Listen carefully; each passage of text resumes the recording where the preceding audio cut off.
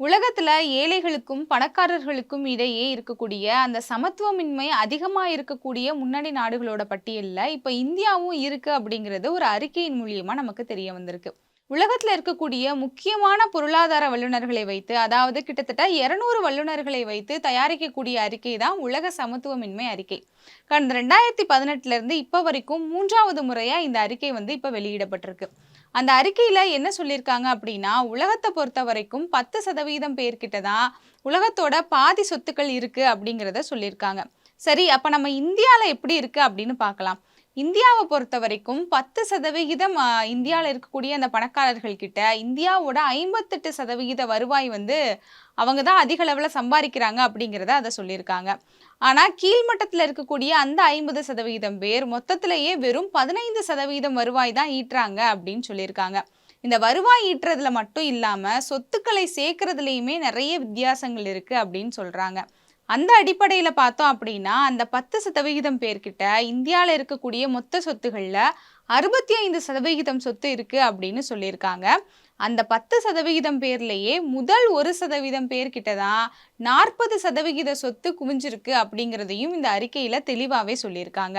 இது மட்டும் இல்லாம இந்த 2014ல இருந்து 2024 வரைக்கும் 10 ஆண்டுகள்ல கணக்கு பண்ணி பார்த்தோம்னா, ஏழைகளுக்கும் பணக்காரர்களுக்கும் இடையே இருக்கக்கூடிய அந்த சமத்துவமின்மை அப்படிங்கிறது அப்படியே நிலையா தான் இருக்கு. எந்த ஒரு மாற்றமுமே அதுல இல்ல அப்படின்னு சொல்லியிருக்காங்க. ஆனா இதே இது 2014க்கு முன்னாடியோ 90கள்லயோ ஏழைகளினுடைய வாழ்க்கையில ஓரளவுக்கு முன்னேற்றங்கள் இருந்துச்சு. ஆனா இப்ப அப்படி இல்ல அப்படிங்கிறதையும் அதுல தெளிவாவே மென்ஷன் பண்ணியிருக்காங்க. இதுக்கு பல முக்கிய காரணங்கள் இருந்தாலும் அதுல இவங்க குறிப்பிடுற முக்கிய காரணம் என்ன அப்படின்னா, பாலின சமத்துவமின்மை இந்தியால ரொம்பவே அதிகமா இருக்கு. ரொம்ப வேரூன்றி இருக்கக்கூடிய ஒரு பிரச்சனையா அது இருக்கு. அதுவும் இதுக்கெல்லாம் ஒரு முக்கியமான காரணமா இருக்கு அப்படின்னு சொல்லியிருக்காங்க.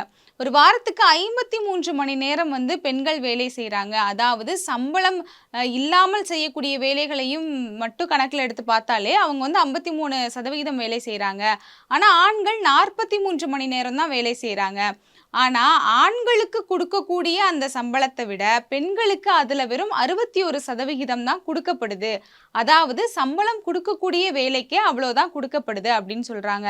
இதே இது சம்பளம் இல்லாம அவங்க வீடுகள்ல செய்யக்கூடிய வேலைகளை எல்லாம் சேர்த்து பார்த்தோம் அப்படின்னா, வெறும் 32% தான் ஆண்களுக்கு குடுக்கக்கூடிய சம்பளத்துல பெண்களுக்கு குடுக்கப்படுது. இதுதான் இந்த நாட்டினுடைய பொருளாதாரத்துல இவ்வளவு வித்தியாசங்கள் வர்றதுக்கு முக்கிய காரணமா இருக்கு. பெண்கள் வேலை செய்யக்கூடிய விகிதம் குறையுது. அரசியல்ல அவங்க பங்கெடுக்கிறது, இது எல்லாமே குறைவா இருக்கிறதுக்கு இது ஒரு காரணம். இதுக்கு முக்கிய காரணமா இருக்கிறது என்ன அப்படின்னா, பொறுப்புகளை பகிர்ந்துக்கிறதுல இந்தியால மிகப்பெரிய சிக்கல் இருக்கு. அதுவும் பெண்கள் வெளியில வர முடியாம இருக்கிறதுக்கு ஒரு முக்கிய காரணமா இருக்கு அப்படிங்கிறதையும் சொல்லியிருக்காங்க.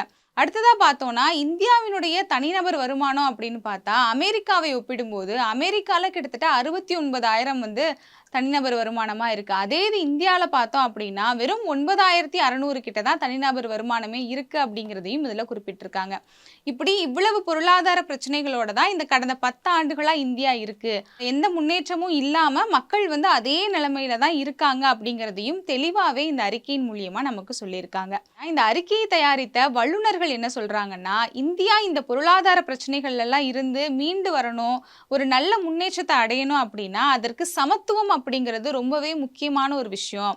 அதற்கு நம்ம கிட்ட இருக்கக்கூடிய ஒரே வழி என்னன்னா, மக்கள் சமத்துவத்தை முன்னெடுத்து போறக்கூடிய அந்த இயக்கங்களை நம்பி அவங்க பின்னாடி கைகோர்த்து போனோம் அப்படின்னா, எதிர்காலத்துல இந்த மாதிரி பிரச்சனையில இருந்து நம்ம மீண்டு வர்றதுக்கு ரொம்ப பெரிய வாய்ப்பாவே அமையும் அப்படின்னு சொல்லியிருக்காங்க.